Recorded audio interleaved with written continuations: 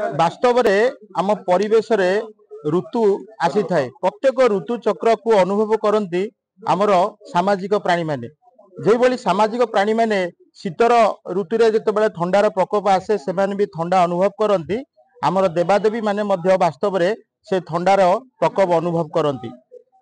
मार्गशीर मास शुक्लपक्ष षष्ठी तिथि गतकाली जो षष्ठी तिथि था ओढ़णी षष्ठी बोली कह जाए। प्रत्येक देवादेवी जगन्नाथ आरंभ कर आमर काकटपुर अधिष्ठा देवी माँ मंगला शीत वस्त्र समर्पण करा जाए जहाँ घोड़ लगी बेश कराए। यही बेश यही मार्गशीर मास शुक्ल पक्ष षष्ठी रु आरंभ हुए श्रीपंचमी दिन शेष हुए सरस्वती पूजा दिन। वास्तव में ये घोड़ लगी विषय वस्तु उपर कौन रही मतामत नवा आम सहित मंगला मंदिर पूजक तापस रंजन दीक्षित जोड़ी सहित आलोचना करवा। भाईना रिपोर्टर स्टूडियो स्वागत करी। शीतर लहरी आरंभ होती आमको भी शीत अनुभव कले माँ भी मर्त्यमंडल पूजा पाँच सी भी अनुभवी आप देखी प्रत्येक वर्ष ए ओढ़णी षष्ठी दिन आमर घोड़ लगी करा जाए ये बाबद कौन मतामत रखिए? जय माँ मंगला। ओम जगज्जननी शंकरी परमाद्या भूता तुमेव मात भवानी परमाद्या रूपा ज्ञानादिधात्य जननी परम पवित्रा मंगलम नाम मंगला शरण पवित्र प्राचीतटे माँ मंगलांकर आविर्भाव काकटपुरवासिनी माँ मंगला 12 मास 13 ओषा कलिंग उत्कलीय परंपरा अनुजाई प्रभु जगन्नाथंकर जमी नीतिकांति सब हो माँ मंगलांकर सेमती नीतिकांति हो। प्रथमतः गला जो काली बुधवार ठारू षष्ठी तिथि माँकर सकाळु माँकर विभिन्न नीतिकांति सरीबा परे मध्याह्न माँकर समस्त प्रकार नीतिकांति और रात्र संध्या सरला माँकर धूप पूजा लगी होता है।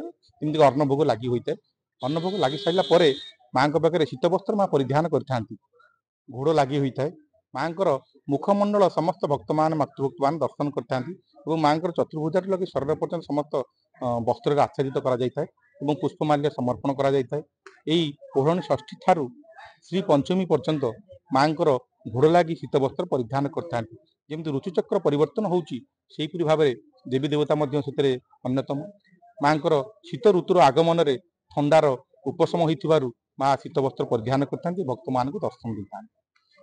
जहाँ कहते शीत ऋतु आरंभ जिते शीतर प्रभाव आरंभ हुए से माँ घोड़ लगी होता सर्वांग शरीर कोमल रेशम शीत वस्त्र माँ को आच्छादित केवल श्रीमुख दर्शन भक्त मान किंतु समस्त प्रकार हाथ पाद सबकि ढंका जाए आमे मैंने शीत वस्त्र परिधान करूँ।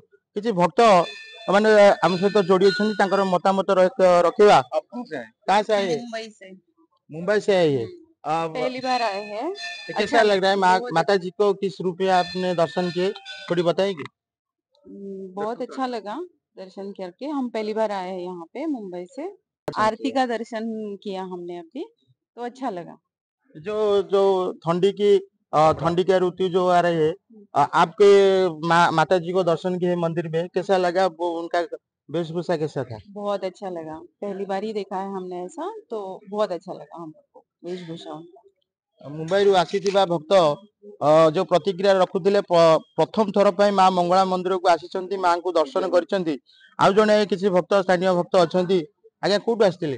मुझे बॉम्बे रु आसी नहीं आसी फ्रेंड मान को बर्तमान एवं सका मंगल आरती देखिलु शीत ठंडा जो माँ पूरा वस्त्र पिंधि ठंडा जो खाली मुह दर्शन मुख दर्शन कली आमे बर्तमान दर्शन भलरे करके आसिलु। आ जने महिला भक्तों निश्चित भाव में प्रतिक्रिया रखा। आप देखुं महाराष्ट्र रु भक्त मान शो छुटी माँ मंगला हेले काकटपुर अधिष्ठात्री देवी जे जगत जननी जहाँकर आज्ञा जे जगन्नाथंकर माँ जहाँकर स्वप्नादेश हेले महाप्रभु जगन्नाथंकर जन्म हुए यहाँ एंटुड़ीशाल बेली कह जाए माँ जगन्नाथ महाप्रभुंर सुदूर महाराष्ट्र जो भक्त मैंने आज माँ को दर्शन कले माँ कौन कहे? आज माँ को जो शीत वस्त्र दर्शन कले ये बेश आगुरी देखी ना प्रथम थर पर देखिले? तो प्रथम थर जय माँ मंगला जा देवी सर्वभूतेषु मातृरूपेण संस्कृता। मु तो प्रथम थर माँ पाखक आसिली जाओ मोर सौभाग्य कि मु माँ ए रूपटा दर्शन कली। माँ आमको जमी शीत लगुच माँ भी शीत वस्त्र परिधान कर माँ सकाशे ही आम आसिक आसी पहुँचीचु माने मोर माने किसी कही परिबेनी आ माँ रूप देखी। ଭାବରେ ବିହର ହୋଇଛନ୍ତି ମା ଜଣକ ଆପଣ ମାନେ ଶୁଣି ପାରୁଥିଲେ ଯେତେବେଳେ ପ୍ରଥମ ଥର ପାଇଁ ସେମାନେ ଆସିଛନ୍ତି ମାଙ୍କର ନିର୍ଦ୍ଦେଶରେ ବୋଲି ସେ କହୁଛନ୍ତି ମାଙ୍କର ଆଜ୍ଞା ହେଇଛି। ଆଜି ଯୋଉ ଗତକାଲି ଠାରୁ ଯୋଉ ମାଙ୍କର ଘୋଡ଼ା ଲାଗି ବେଶ ଆରମ୍ଭ ହୋଇଛି। ଏ ଗୋଟେ ନିଆରା ବେଶ ଯେଉଁ ଭକ୍ତମାନେ ଆସି ଦେଖିବେ ମାଙ୍କୁ ସେ ନିଶ୍ଚିତ ଭାବରେ ଆଶ୍ଚର୍ଯ୍ୟଚକିତ ହେବେ। ସିଏ ବି ଶୀତର ପ୍ରଭାବରେ ଶିକାର ହଉଛନ୍ତି ଏବଂ ଶୀତ ବି ଅନୁଭବ କରୁଛନ୍ତି। ଆମେ ଯେମିତି ରକ୍ତ ମାଂସ ଚର୍ମ ଶରୀରରେ ଶୀତର ପ୍ରକୋପକୁ ଅନୁଭବ କରୁ ଦେବାଦେବୀ ମଧ୍ୟ ବାସ୍ତବରେ ସେଇ ପ୍ରକାର ରୁହନ୍ତି ଏବଂ ଆଜି ଗତକାଲି ଠାରୁ ସରସ୍ୱତୀ ପୂଜା ପର୍ଯ୍ୟନ୍ତ ଏହି ବେଶ ଲାଗି ହେବ। ରାଜ୍ୟର ବିଭିନ୍ନ କୋଣ ଅନୁକୋଣରୁ ଭକ୍ତମାନଙ୍କର ସୁଅ ଛୁଟିଛି ମାଙ୍କର ଏହି ଘୋଡ଼ ଲାଗି ବେଶକୁ ଦର୍ଶନ କରିବା ପାଇଁ। କାକଟପୁର ମା ମଙ୍ଗଳା ମନ୍ଦିର ପରିସରରୁ ଆର୍ଯ୍ୟ ବିଶ୍ୱାଳଙ୍କ ରିପୋର୍ଟ ରିପୋର୍ଟର ଷ୍ଟୁଡିଓ।